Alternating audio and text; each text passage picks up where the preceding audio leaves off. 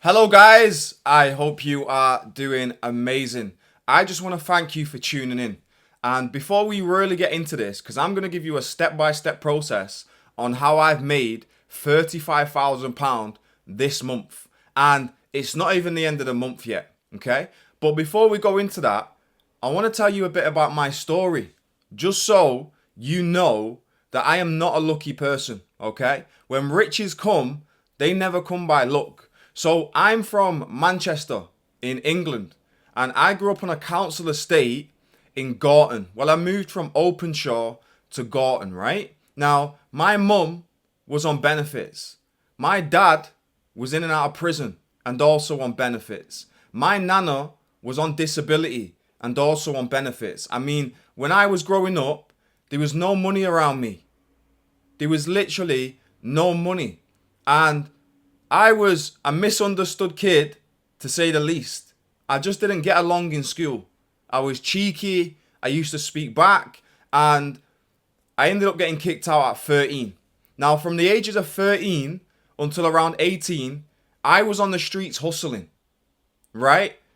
You are a product of your environment. That's all I knew was the hustle.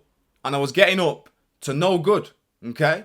Now, when I turned 19, I got into the modeling industry, and I also met my partner who I'm still with today. And I guess because I started going to see my partner in her area, I was away from the influences that I grew up around, right? So I got into modeling, and I was really excited about it because, like I said, I was stuck on the streets and I was getting up to no good. Now, I was in the modeling industry for about 8 years, and during these 8 years, I had two children. So my daughter Esme, she's 6 now, and I love that girl to death. And my son Elijah, he's 2. Now, in the 7 to 8 years that I was modeling, I mean, I was broke. Everyone thought I was doing really well because I was doing photo shoots for Dolce & Gabbana, Stone Island to suit, but the money wasn't there. I was broke. I was earning about 15 to 18,000 pound a year. Then I came across my mentor, Bob Proctor, and I also came across this book, Think and Grow Rich, right? Now you can see how long I've had this book by how tattered it is, right? It's a mess, but I'll never change it. Okay, so what happened for me is I started looking into this book, and I also invested in a mentorship with my mentor, Bob Proctor, okay? Because I was losing and I needed help. Now, what I started to do was implement the 6 steps that Napoleon Hill tells you to implement in Think and Grow Rich. And we're going to go over these today. Now, I'm telling you, if you're watching this and just passing comment on it, you're not going to do what I've done. But if you follow these instructions to the letter, what I'm about to give you, money is going to start to flow in your life. I mean, I have probably worked this month less hours and with less hustle than I've ever worked, and I've made £35,000. Now, the chapter 2 on desire, Napoleon Hill says, every human being who understands the purpose of money wishes for it. Wishing will not bring riches, but desiring riches with a state of mind that becomes an obsession, then planning definite ways and means to acquire riches, and backing those plans with persistence, which does not recognize failure, will bring riches. The method by which desire for riches can be transmuted into its financial equivalent consists of 6 definite practical steps. Now, if you're watching this, pause it, get your notebook out, and I want you to write these steps down. And I want you to start implementing them from today. Now, if you do this, I am telling you, you are going to start to attract an abundance of money into your life. So the first of the 6 steps, and I'm going to read what Napoleon Hill says, and then I'm going to break it down so you can actually implement this information today, okay? He says the first is fixing your mind the exact amount of money you desire. It is not sufficient merely to say, I want plenty of money. You've got to be definite as to the amount. There is a psychological reason for definiteness, which will be described in a subsequent chapter. So the first step is decide the exact amount of money you want. And don't put a limit on this. I want you to write that down now. The exact number down to the penny. Okay? Now the second is determine exactly what you intend to give in return for the money that you desire. There is no such reality as something for nothing. That's so true. So the second step is, what are you going to give in return for this money? Are you going to give a product or a service, right? Write down what you are going to give in return for this money. That's the second step. The third step is establish a definite date when you intend to possess the money that you desire, right? What date? Now, I'm not sure if you can see this, but in the book, I've actually wrote the 1st of February 2025, and I've accomplished it way before then. So establish a definite date when you intend to possess the money you desire. So let's just review this. Decide exactly how much money you want. Decide what you're going to give in return for that money, and establish a definite date when you intend to possess the money that you desire. Number 4 is create a definite plan for carrying out your desire, and begin at once, whether you are ready or not, to put this plan into action.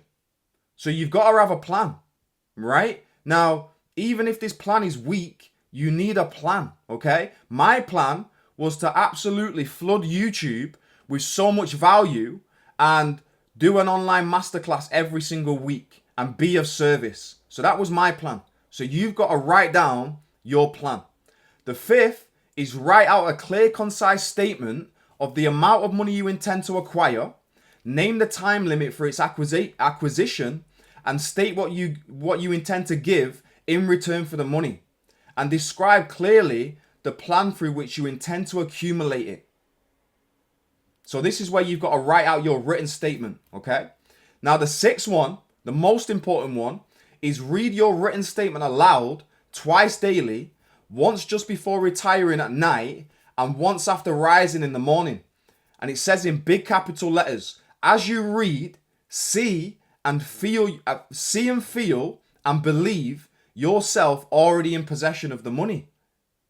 You've got to, when you read it with your eyes closed, you've got to see, feel, and believe yourself already in possession of the money. Now, you might be thinking, how the hell are you supposed to see money that you don't yet have? Now, Napoleon Hill goes on to say, it is important that you follow the instructions described in these 6 steps. It is especially important that you observe and follow the instructions in the 6th paragraph. Now, you may complain that it is impossible for you to see yourself in possession of money before you actually have it.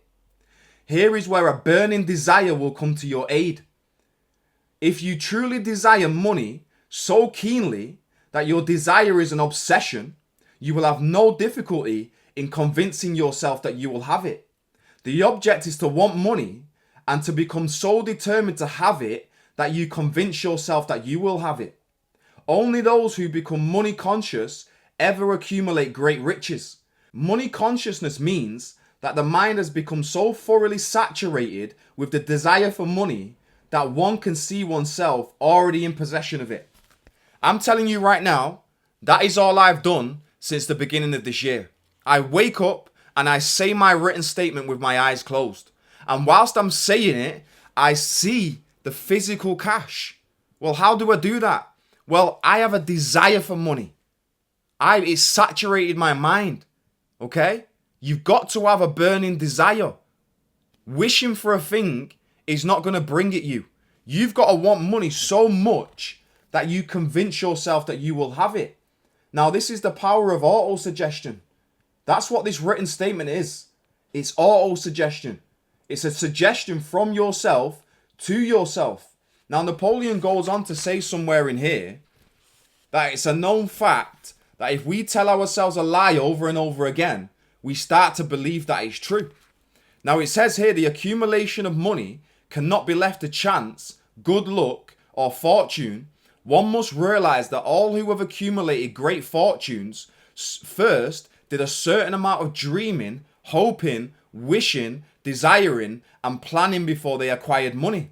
You may as well know also that every great leader from the dawn of civilization down to the present was a dreamer.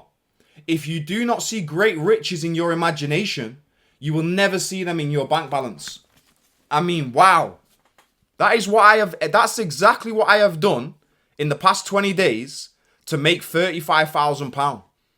I've saturated my mind and become obsessed with a financial goal. And this is what I teach my clients. You know, one of the best goals that you can ever have is a financial goal. And it's not necessarily for the money. It's the person that you have to become in order to attain that goal. I'm telling you, do these 6 steps. I mean, go out and buy the book. You'll probably find it for 10, at max £15 on Amazon. Go to chapter 2 on desire and follow the 6 steps and do exactly what Napoleon Hill tells you to do and see that money in your imagination.